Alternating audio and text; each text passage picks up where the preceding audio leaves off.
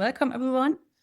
I'd like to show you some tools for management and curation of specimen-related data offered by the Diversity Workbench. What I want to show you today is an overview about the Diversity Workbench in total. We will have a closer look on one of the modules, the Diversity Collection module, that's for occurrence data. And the third thing, I will show you the Diversity Workbench as software as a service at the GWDG in Göttingen. You might ask yourself, what is the Diversity Workbench? It's a data management system for users and for data from the life and the earth sciences for all diversity data. And it is adapted for target groups. These are the target groups for natural science collections, including also imaging facilities, for species monitoring and nature conservation, for all types of ecological research and trade data, for taxonomies and checklist data, also, for example, for red lists, and also for geosciences and stratigraphy. So these are the fields you can use it. And these are the 14 modules, the Diversity Workbench. Each module is for a specific data type. And we go now through part of them. So let's start on the top of this diversity project. That's a module for all projects or study data, for all metadata, for a data set you want to manage, like for the title, licenses, people involved, including their roles. All these things are managed in Diversity Project. When you created and described your project, your data set there, then you can go on with the data itself, like the data of an occurrence. So to the left, we have diversity collection.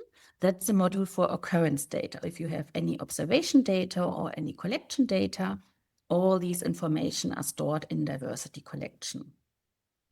Another quite important module is diversity references, if you want to work with any types of references or literature data.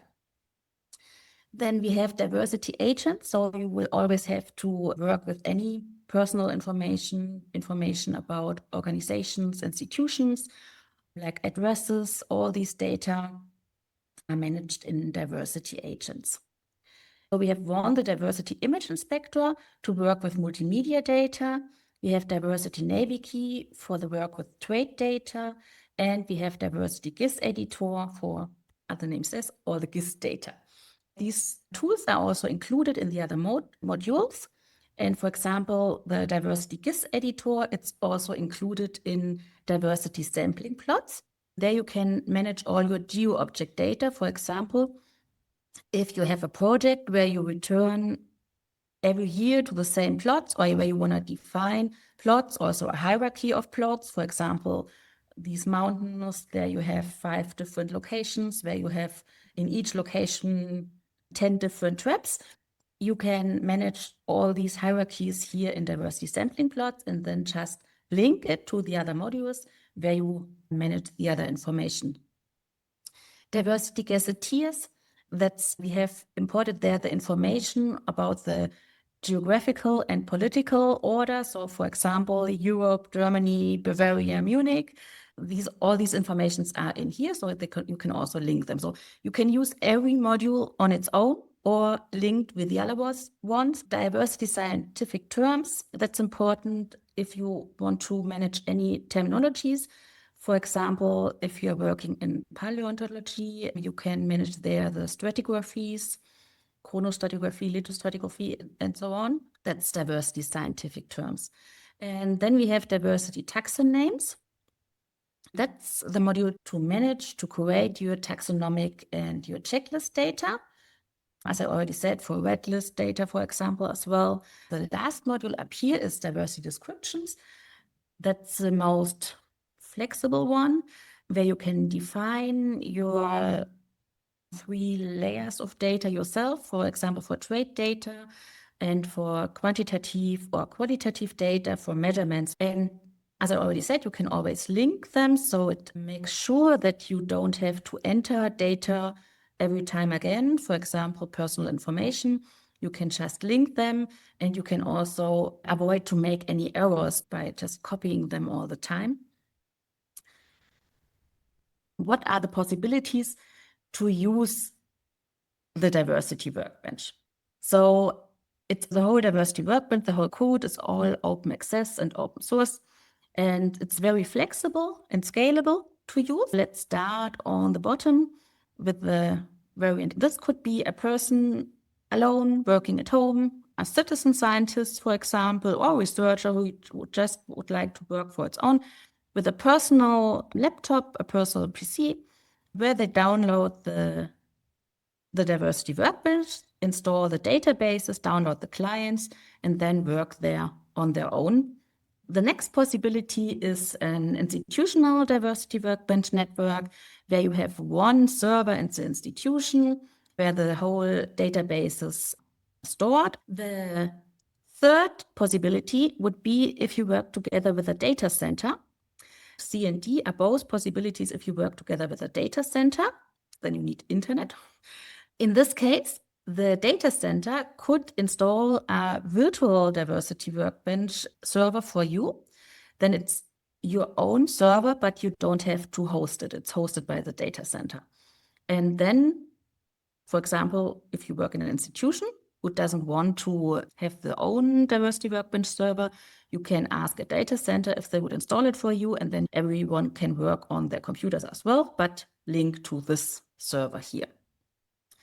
And the fourth possibility, if you also don't want to have a virtual server, the advantage of this virtual server is, for example, we had it a few times that there were institutions, they don't have the IT possibilities to install it immediately themselves. So we did it for them on a virtual server, and then after a few years, they were ready, and then we moved it to them, and then they had solution B now, or they have solution B now.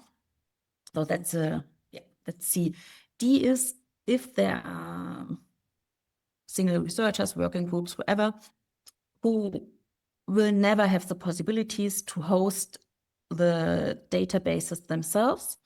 They could also work together with a data center, and then the whole databases are installed on the servers of the data center, and then they just work here in this environment, and this environment would never move. These are the four possibilities how you could use the Diversity Workbench. And every one of the modules I've shown you before has generic tools for the import and also for the export of the data. So if you just start working with data, you can just type them in for sure. But if you already work with data and you have them in an Excel file or another data management system, you just need to have them in CSV in a table, and then you can import them in different modules using the import wizard.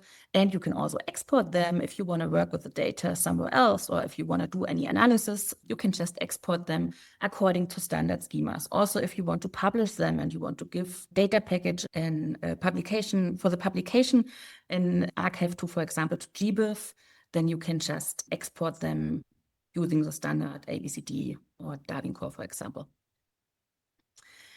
And we also have in the Diversity Workbench generic tools for analysis and diagnosis, but I have to say it's a data management system. It's not mainly made for the analysis of data. There are many better tools. The analysis in the Diversity Workbench, it's mainly used for the quality control of the data, so that you can see if everything looks good, if there are any data you think, that can't be true, I have to have a closer look on them. That's the tools in the Diversity Workbench for analysis are for, not for nice presentation or in a paper, for example. There are better ones or other ones. For this, you can export the data and then analyze them with another tool. What's the philosophy of our team, of the Diversity Workbench team? So the Diversity Workbench is defined as a long-term software project. We started with the development more than 25 years ago in 1999. And in all this time, 23 years were funded by third-party funds in different projects. And as I already said, the software is freely available and it's linked in the manual. All the important links you might want to use are in this presentation, and you will get it afterwards. You can find them all next to the screenshots, for example. And in the manual, you have here the modules I have shown you before with the databases. If you click on one of these modules, for example, here, diversity agents, then you have first the download button, and you can download the current version there. The Diversity Workbench is an open source implementation with, at the moment, more than 2 million lines of code. And the software design, the data models, and the ER schemas are published as open access, as I already told you. The whole development is user-driven. So we developed it in projects, and we always get feedback from our users, what they need, what should be different. We always do development according to the uses of the people working with the Diversity Workbench. So it's all the time developing. The current software development and the training in Diversity Workbench, as well as the consulting, is at the moment done at 5 organizations. So it's the SNSB, where I'm from, here in Munich. It's LEB, it's in Bonn and Hamburg. SMNK and SMNS in Karlsruhe and Stuttgart, and via NFDI for biodiversity. So the focus of our development was always the generation and processing of fair data in research and in collection. And Diversity Workbench provides its own services and content. So we call it kind of cloud services. We call it TNT server for taxon names and terms.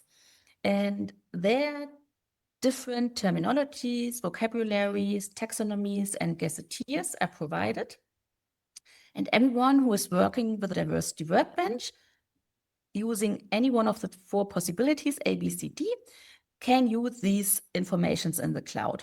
That's freely available, linked from the Diversity Workbench modules.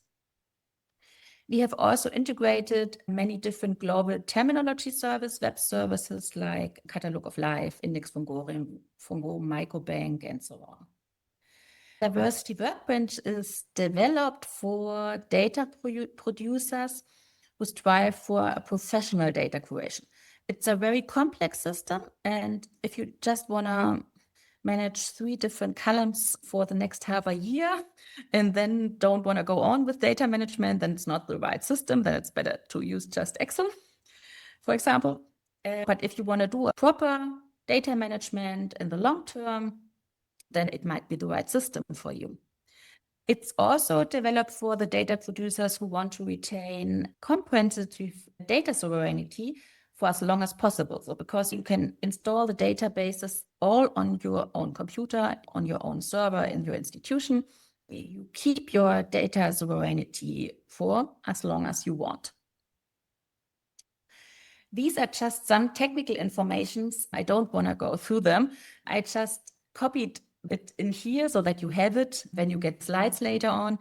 Then you can just have a closer look there if it's interesting for you. That's the end of the first part. They are all institutions, they use a system, and then there are some working groups who are not satisfied with the system and then decide that for their own data, they want to use another system, and then they use Diversity Workbench.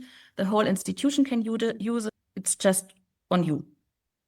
But if you would use it together with Specify, you would have to do the work doubled. So I think that's not the best. I think you would have to decide. No, it does not work with Linux and Mac systems also not. You have to install a Windows environment on your Apple books. Then you can work with it, but not directly. I just show you now an overview of another Diversity Workbench, or of one specific Diversity Workbench module. What I thought what might be the most interesting is Diversity Collection. Diversity Collection is a module for all types of occurrence data I mentioned before. And you can type in the data using these rich clients. And they all look quite similar, though you always have on the left the query conditions. Every field you have in the whole database, you can search for here. You can put together all the query conditions, and then you can search for whatever you want. click on this filter button and you get the results up here on the top. Now, these are data of the fungi collection of the botanical state collections in Munich. And as soon as you click on one of the barcodes of the specimen, you will get here all the information about this one specimen.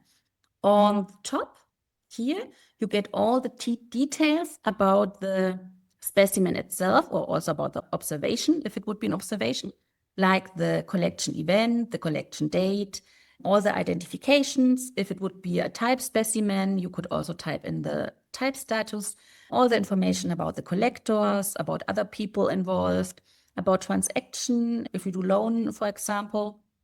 All these informations are up here on the top, and on the bottom, you have all the information about the specimen in the collection, like storage, where it is stored in the collection, the material category, what is it? Is it an herbarium sheet? Is it a DNA sample?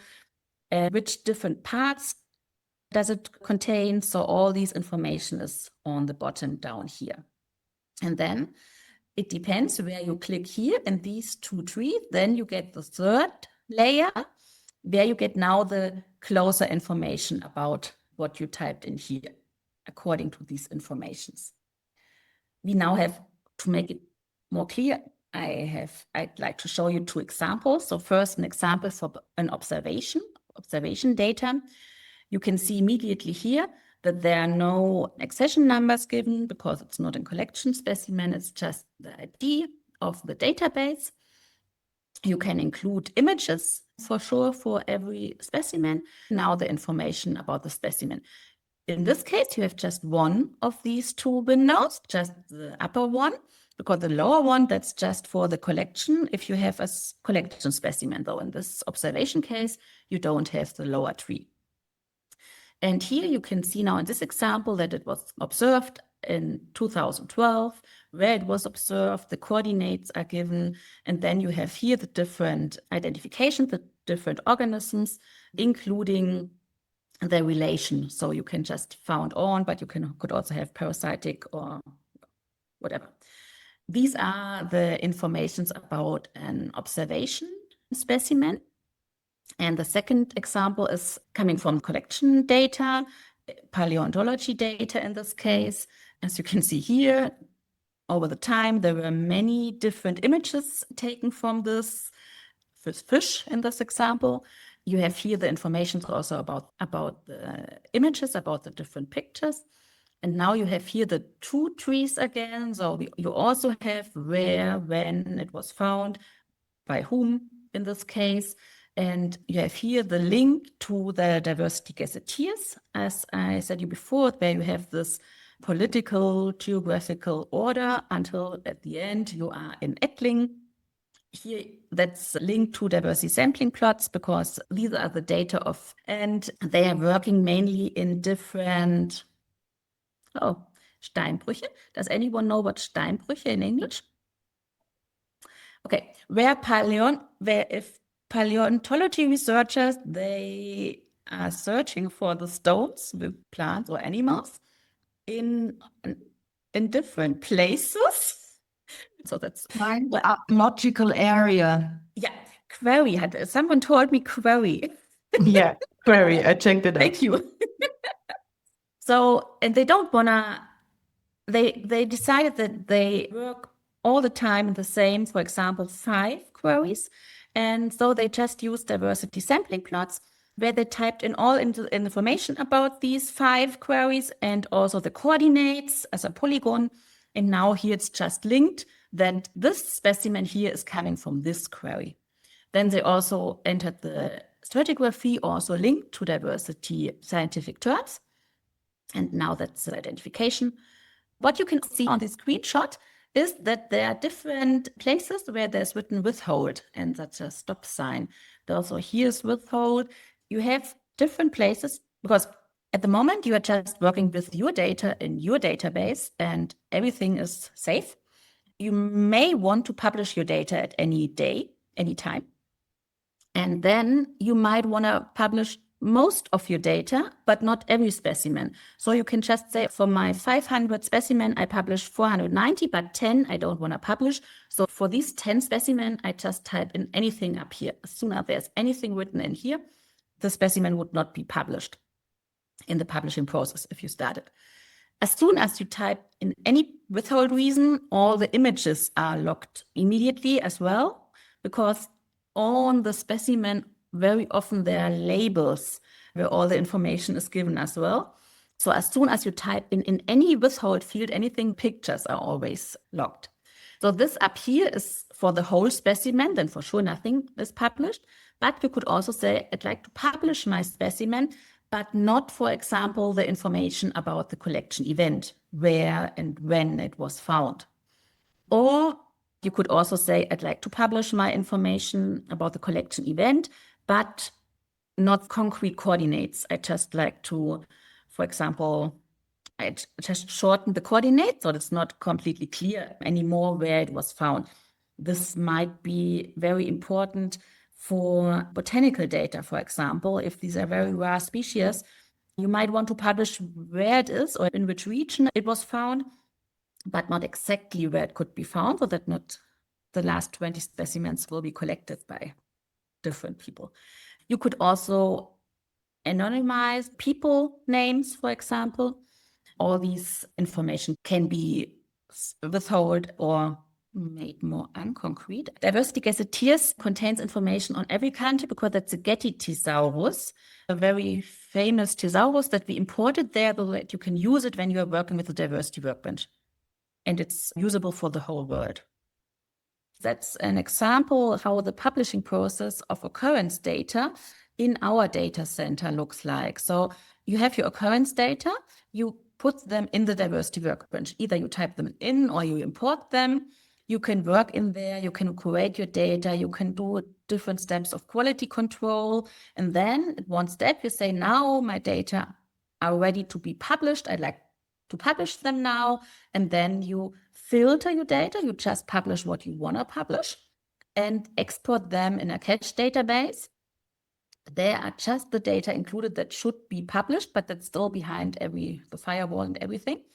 And then the data go to the Postgres cache DB, and that's the first step now that's outside, that's reachable from outside.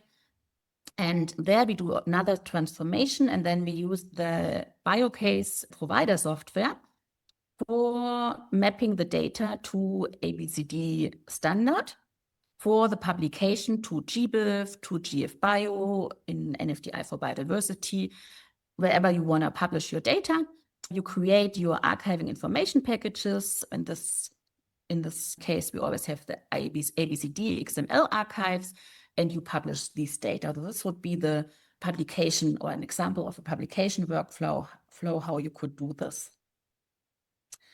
I told you before that you have 4 different possibilities to use the Diversity Workbench. And if you don't want to install a database on your own or somewhere else, together with the GWDG, the Gesellschaft für wissenschaftliche Daten, we developed a solution for training so that you can just try the Diversity Workbench out in the NFDI for Biodiversity project. So we offer the Diversity Workbench as software as a service at the GWDG. So what is this software as a service? It's a Diversity Workbench training environment in Göttingen. And as I already said, it's provided within the framework of the GFBio Foundation Association and the NFDI for Biodiversity. And there are 2 partners, the Gesellschaft für wissenschaftliche Datenverarbeitung in Göttingen and the IT Center of the Bavarian State Collection of Natural History. What does the software as a service mean? You can use all the cloud services, such as OwnCloud, where you can upload your data and then import them in the Diversity Workbench. You don't need to do any local installation, neither of a database nor of a client. You also don't need to have any admin rights required on your local PC, because that's often a problem that people can't install the software on their laptops without getting in contact with their IT. And you also don't need to look after software updates. That's all done by us. You also won't have any local data storage, so you would have no problems with larger data volumes, and you don't have to think about backup and data security. That's all provided by the provider in Göttingen. So these are the advantages of using the Diversity Workbench as software as a service. And now the question is, how can you get there? How can you get the access to this training environment? So you first need to set up your GFBio login. I documented it all here with screenshots, always with a link to it. So you just need to sign in. That's another possibility where you can get your access. After you have created your login, you write an email to contact@gfbio.org that you want to have access to the Diversity Workbench environment hosted at the GWDG. Then one member of there will respond you with a link to the environment, to the software as a service environment. Then they will also give you your username and your password, and you can log in there. As soon as you logged in, it looks like this. You can just click here on this little plus button, and then you can find all the modules that are available to work there. You can open one. You will get an information about the Diversity Workbench, and then this window will open, and there you type in the information you got from Göttingen. I added here that you have to leave the domain field blank because it's a little bit irritating that there's a third field, but you just leave it empty. And the connection to Guacamole will start. And then you get exactly the client you've seen before, but without any data for the moment. Get up here on this little red cross. Then you can type in the data you got, connect to server. You have here already 4 projects. In this case, it's Diversity Collection, because in our training environments, we always offer training data. These are real data from real researchers.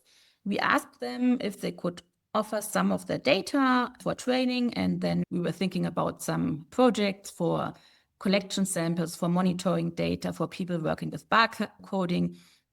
You can work on these data. You can type in your own data. That's all your personal environment where you can work in.